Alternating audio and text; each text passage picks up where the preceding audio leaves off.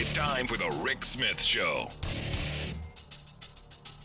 Now, here is the voice of the working class, Rick Smith.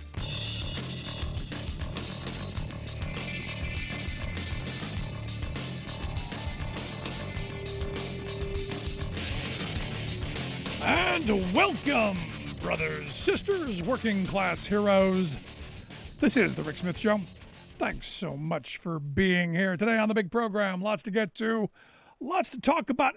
Interesting couple of days of reevaluating the last election, reevaluating some of the big wins last week on the infrastructure front. Just kind of in this moment where people have been vacillating between, Tuesday was, historic timing, happens every time around. This is an off-year election, all of those excuses. And then my position of, Dems deserved a little shellacking. They deserved a wake-up call. They deserved something to get them moving because they didn't produce. Ultimately, that's it. Now, I'm man enough to say that, it's probably both. It's historic. Happens all the time. We knew what was going to come. We knew it was going to be uphill. But the failures of Dems to produce and also to connect with workers, that's been the part here. And I've been saying for the last week, Democratic politicians, find a picket line. Find a worker who's on strike, spend a day with them, walk with them, talk with them, understand what they're going through, hear them, learn from them. Master's course in working class economics. Walk that picket line. And I would say that to every person. Get out there and find out what exactly these people are fighting for. They are fighting for that American dream, that better tomorrow, that future for their kids, that life that we were told that if you worked hard, you played by the rules, you would get ahead. That's what you're going to hear. Not all of the divisive stuff. If you're the mayor of Wokistan, find your way to a picket line. Listen to somebody else for a change. Stop bloviating. Get out there and go, you know what? How can we do something together? How can we find the common ground to move in a positive direction? How can we do that? Because here's the reality. Very clearly, very simple.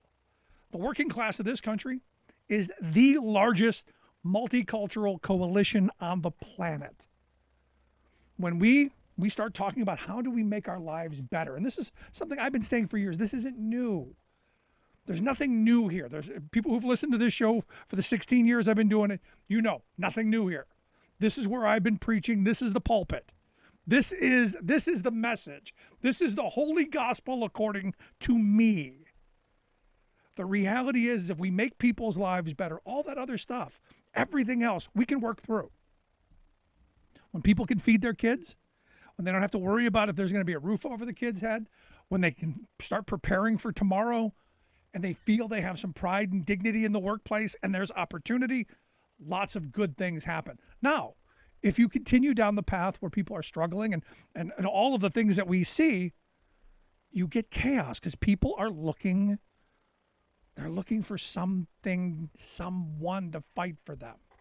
And I got to tell you, I don't know why the Democratic Party isn't right now, because they're not doing anything in the House. They've been recessed. How come they're not at every picket line in this country, just grabbing a hold of someone? It's amazing to me. And look, here's the thing. If Trump was useful for anything, if he should have been useful for anything, it should have been the fact that he rung the bell of reality for the Democratic Party that you've lost the blue collar voter. And I'm not saying white, black, Hispanic. You have lost the white collar voter, and you need to get it back. And what's interesting to me, I had a bunch of people email me, "Hey, did you see this in these Times story? About what you're talking about. Lost jobs, lost Democrats. Have you seen this Politico article? Why Democrats keep losing rural counties like mine."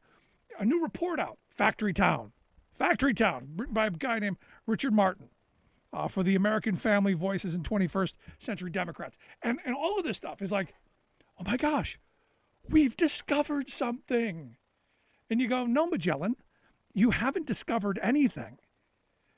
You are right where we were years ago. You were right where I was talking about in 2011 as Scott Walker was sticking it to working people in Wisconsin. In 12, when Snyder and Michigan were passing right to work. In states across this country where working people have been under attack. Their standard of living has been under attack. I've been saying, look, you gotta stop this. You gotta do something. And understand, there is not a Democratic chairperson in any rural county in this country who's going to tell you anything differently than I'm going to say right now. They already know what the problem in rural America is. And that's, well, the Democratic Party has abandoned working people and their unions for years. That has happened.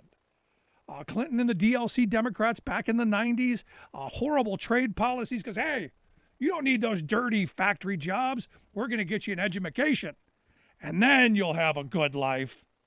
Well, how's that been working out? How's that been working out? I mean, I sat 20 feet from Barack Obama when he said, you can trust me. We're not going to pass Chorus, Panama, Colombia. Not going to do it. And what'd we get? Panama, Chorus, Colombia. And wanted to pass the TPP. More bad trade deals, more job losses. And understand, we've lost millions of manufacturing jobs in small towns across this country. The small and mid-sized manufacturing jobs, most of them are gone. But those are the ones we were told back in the 80s and 90s that, hey, we're gonna get rid of those. We're all gonna get office jobs. We're all gonna get corner offices, wear suits and ties. Well, here's the thing. The vast majority of people I know don't want that. They were happy doing their factory job. They were happy with the job that they were able to take raw materials and actually build something with their bare hands.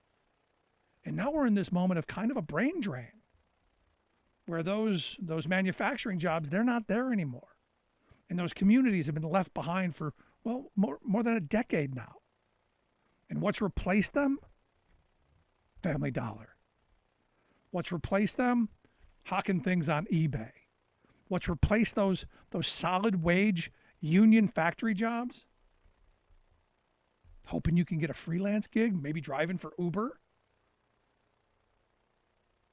Because now you're your own boss, but your life is worse. And this is where I keep coming back to. The message in this is simple. Whatever your issue is, whatever silo you're in on the Democratic Party, you need to right now reach out to a working person. Find a picket line in your neighborhood and walk with somebody for a day. And don't say a word. Just listen. I know that's hard for us in this day and age. It's hard to listen to other people's concerns. But this is that moment where, as I said, the working class of this country is the largest, without question, the largest multicultural, multiracial, multigender, multi-everything coalition on this planet. If we can get people to come together and say, you know what? Everyone should earn a living wage. Everyone should have retirement security. Everyone should have health security.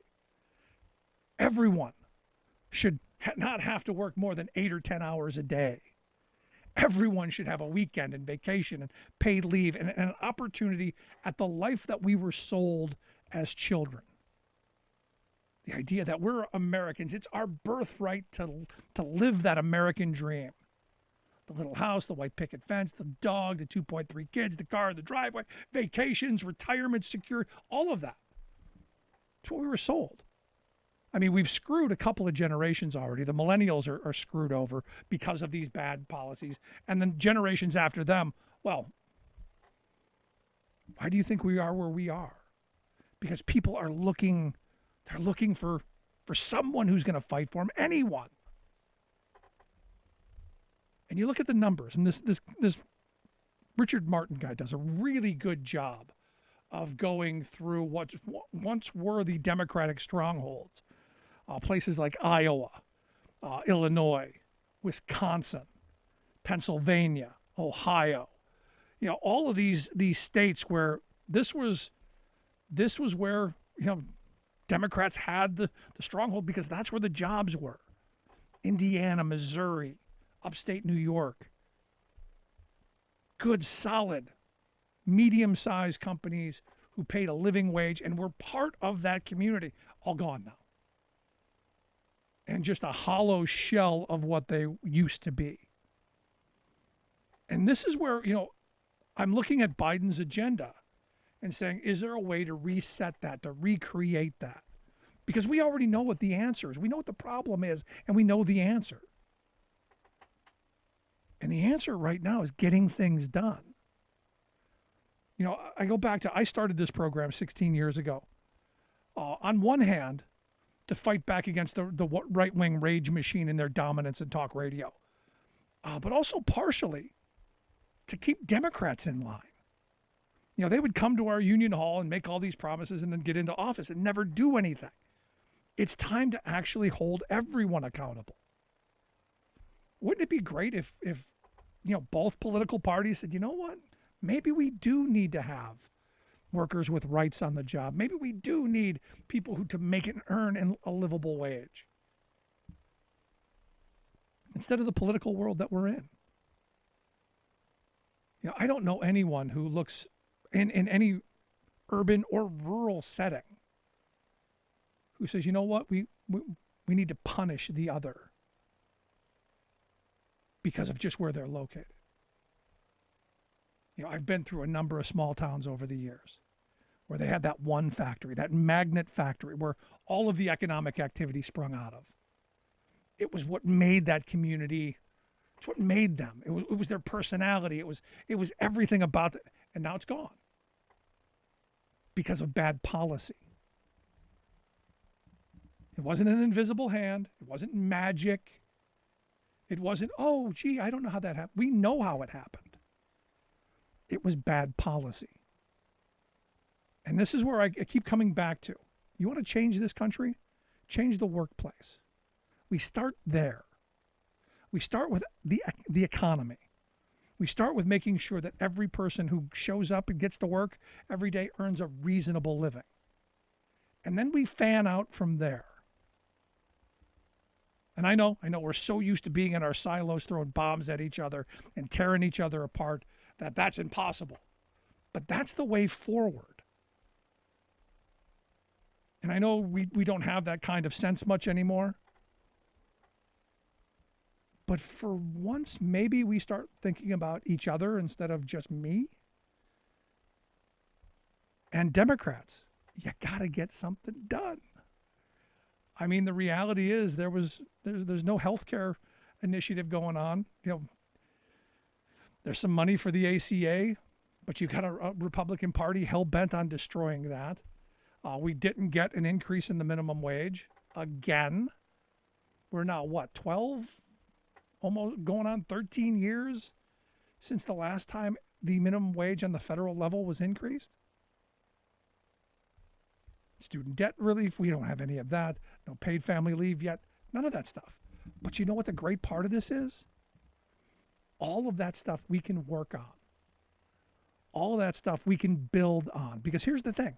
Here's the amazing part. And I've walked picket lines with Trump supporters and Republicans for years. The dirty little secret, they want those things too.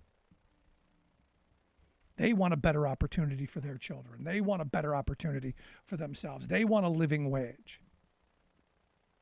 They want health care. They want retirement. They want the same stuff. The difference is we've got to change where the narrative is thrown at us. Because the wealth class does a brilliant job of keeping us pitted against each other. Always angry at each other. Like I saw this story today that just made me go, I don't know whether I buy it or not. The John Deere strike that's going on. The original tentative agreement was shot down 90%. 90% of the people voted against it. The second time they came back with a little bit better offer, and not a bad offer, it was shot down 55 to 45. Now the headlines, one guy just wants to go back to work. He wants to save everybody. One guy, they won't name who he is, but there's one guy out there. And this is how they play people against each other. Because there's that one guy, he's out there. And that could be you. And they play this to the point to where they really can divide us. The old word solidarity still means something.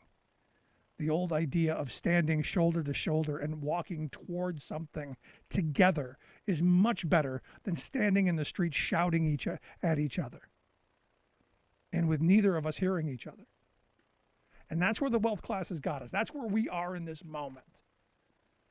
So for me, the hope between now and just the end of the month is that everyone find a picket line.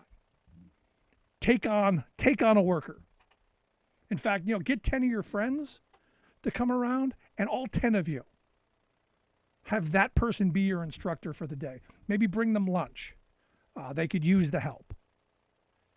Maybe stand with them and understand why they're where they are and the fight that they're taking on and how difficult it is for them and their family. Because ultimately, if enough workers win, if enough workers go on strike and do the things that are happening right now, living conditions and everything get better. People do better. Seems simple to me. It really does. It seems simple. But in this day and age of I got to score my political points and I've got to throw my bombs and I've got to divide, I would like just for a week, just 1 week, and then we can go back to hating on each other in our silos. I would like Democrats at least and working people find a picket line and walk with that person. Spend a day walking that picket line. Spend a day hearing those stories and understand what it is to walk a mile in their shoes. And I know you're not allowed to talk about that anymore. But it was one of the things that my mother always said: before you judge someone, walk a mile in their shoes. Understand what it is they're going through. Might help indeed.